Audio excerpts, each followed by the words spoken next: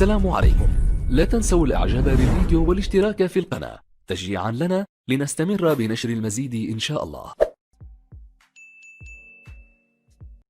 السلام عليكم ورحمة الله تعالى وبركاته. معكم قناة شين أملاك، القناة ديالي الثانية فاتي التابع. قبل ما نبدا هذا الفيديو نتمنى ما تبخلوش عليا باللايك والاشتراك والبارطاج في جميع وسائل التواصل باش تعمل فائدة على كل واحد. كما كتشوفوا اليوم نهضروا على أعلنت وزارة الخارجية المغربية هذا العام ما غاديش تكون عملية مرحبا، يعني ما غاديش تكون يعني اللي كتكون دائما كل صيف، يعني باش كتدخل الجالية المغربية للبلاد. ولا هذا العام يعني قالك عملية مرحبا ما غاديش تكون، هي كتكون 15 يوليو عملية مرحبا كتبدي عملية مرحبا. هذا العام قالك ما غاديش تكون عملية مرحبا هذا العام، يعني ما غاديش يحلوا. المهم انا نخليكم هنايا الفيديو وانتم غادي تسمعوا شنو قالت وزير الداخلية ديال الهجرة. المهم انا نخليكم هنايا باش تسمعوا الفيديو وما تزابيوش، دائما بقاو مع شين ملاك. يمكن بديهي وطبيعي اليوم ان عمليه مرحبا كما كنعرفوها كما هي عرف في كل صيف ما كايناش لان ما حضرناش في ابريل، لان الدول الاوروبيه مازال في ذاك الوقت ما سداتش الحدود، ما باقا ساده الحدود. اذا عمليه مرحبا بالبرمجه ديالها بالتحضير ديالها يعني هذا حاصل انها ما كاينش. جاء الوقت سيد الوزير. اللي كاين هي عوده المغاربه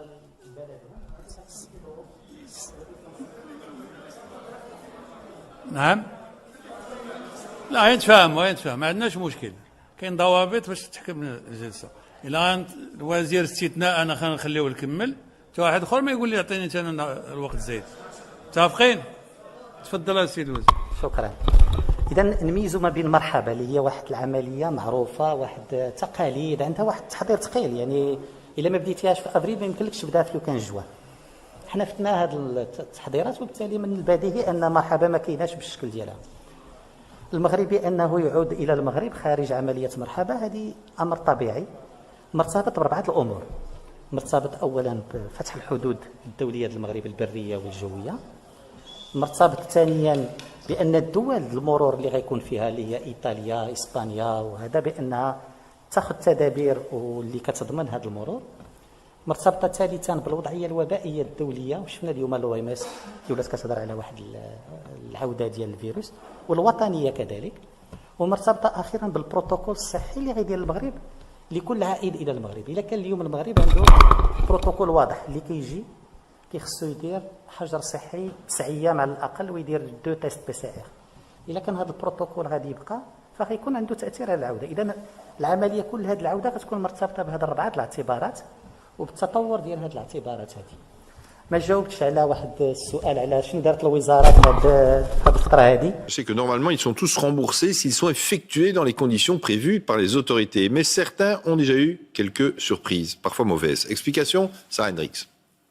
C'est une facture qui lui reste en travers de la gorge. Présentant des symptômes du coronavirus à son retour d'Italie, Isabelle s'est rendue aux urgences de l'hôpital Saint-Pierre début mars. Là, un médecin lui a fait un frottis de dépistage. Plusieurs semaines plus tard, on lui réclame plus de 43 €, notamment pour du matériel de protection pour les soignants. Des gants, 16 unités, 8 blouses, 5 masques de protection et 3 masques respiratoires. Moi, j'ai vu un médecin, il y a quelqu'un qui m'a accueilli aux urgences, évidemment, qui était derrière une vitre. Ensuite, quelqu'un nous a emmenés dans une autre salle, mais on n'a pas eu de contact, on était en groupe, quoi, j'étais pas la seule. Et puis alors une dame qui m'a fait le frottis, quoi. Donc voilà, je suis interpellée, par le montant de la facture. Ouais. Contacté par nos soins, l'hôpital Saint-Pierre reconnaît de gros problèmes techniques dans son service de facturation au mois de mars. Tous les patients concernés seront remboursés ou verront leur facture annulée. Il faut dire que les 3 tests de dépistage du Covid-19 sont normalement intégralement remboursés sans aucun frais supplémentaire. Seule condition, faire l'objet d'une prescription médicale qui repose sur certains critères, comme pour le fameux test PCR réalisé avec un écouvillon dans le nez. Le patient doit présenter des symptômes graves, un symptôme grave au moins ou mineur, 2. Il doit présenter des signes de détresse respiratoire. Il peut appartenir aussi à des catégories de personnes, personnel soignant, personnes fréquentant une collectivité résidentielle. Reste une exception depuis hier, les tests effectués avant un voyage dans un pays qui l'exige, comme l'Islande, la République tchèque ou la Slovaquie. Dans cet hôpital bruxellois, on se prépare. Nous allons créer un formulaire de demande spécifique. Sur ce formulaire de demande spécifique devra être indiqué que le patient voyage dans un pays étranger qui requiert la réalisation d'un dépistage coronavirus et qu'il est informé du fait qu'il va devoir payer la somme de 46,85 €. Un peu moins de 47 € uniquement pour les voyageurs qui en ont besoin. Pour les autres, qui entrent dans les conditions, c'est donc المؤسسات يمكن بديهي وطبيعي اليوم ان عمليه مرحبا كما كنعرفوها كما هي عرف في كل صيف ما كايناش لان ما حضرناش في ابريل لان الدول الاوروبيه مازال في ذاك الوقت ما سداتش الحدود ما باقا ساده الحدود. اذا عمليه مرحبا بالبرمجه ديالها بالتحضير ديالها يعني هذا تحصيل حاصل انها ما كايناش. جاء الوقت سيد الوزير.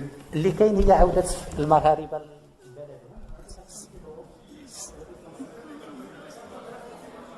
نعم. لا يتفهم ما عندناش مشكل. كاين ضوابط باش تحكم الجلسه. الى الوزير استثناء انا خلينخليوه يكمل. تا واحد اخر ما يقول لي عطيني انا الوقت زايد. متفقين؟ تفضل السيد الوزير. شكرا. اذا نميزوا ما بين مرحبا اللي هي واحد العمليه معروفه واحد تقاليد عندها واحد التحضير ثقيل يعني الا ما بديتيهاش في ابريل ما يمكنلكش تبدا في لو كان جوان. حنا فتنا هذه التحضيرات وبالتالي من البديهي ان مرحبا ما كايناش بالشكل ديالها.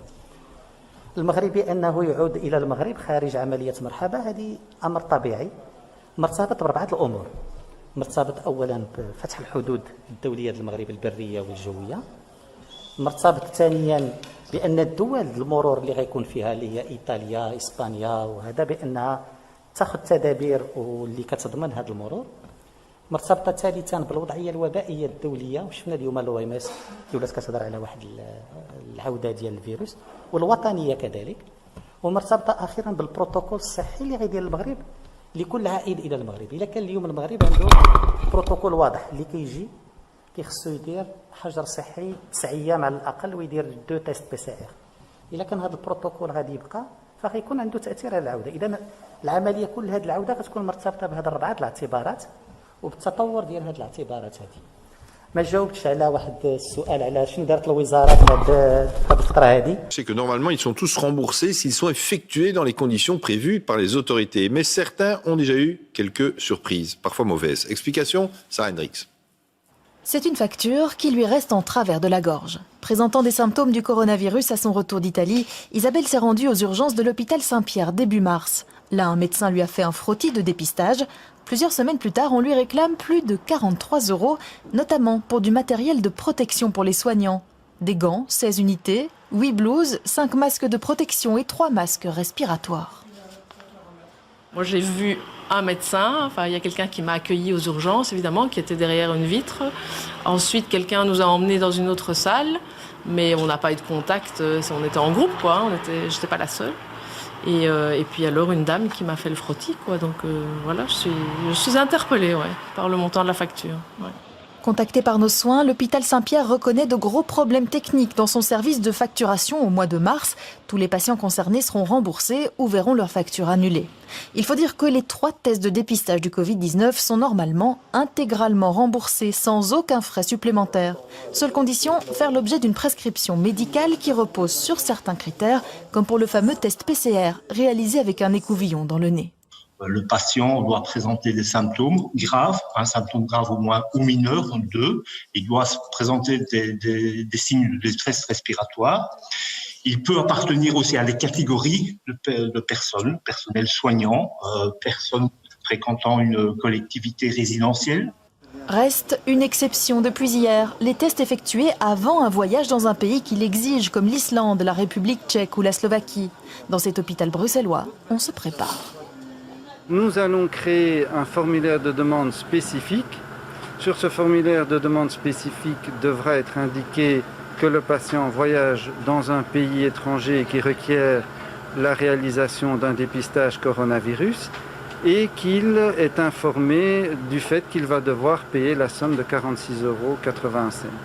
Un peu moins de 47 € uniquement pour les voyageurs qui en ont besoin. Pour les autres, qui entrent dans les conditions, c'est donc مهم خوتي خواتاتي، نتمنى هذا الفيديو ينال الاعجاب ديالكم، نتمنى ما تبخلوش عليا بالاشتراكات ديالكم باللايك والجرس باش يوصلكم اي فيديو درتو يوصلكم. ودائما قناه شين ام ترحب بكم، ونتمنى تبارطاجيو في جميع وسائل التواصل باش القدام تدعموني وتشجعوني نبحث لكم الاكثر والاكثر. وشكرا لكم كاملين، يلا يخليكم، تهلاو في لسانكم حتى الفيديو جاي ان شاء الله. بسلامه.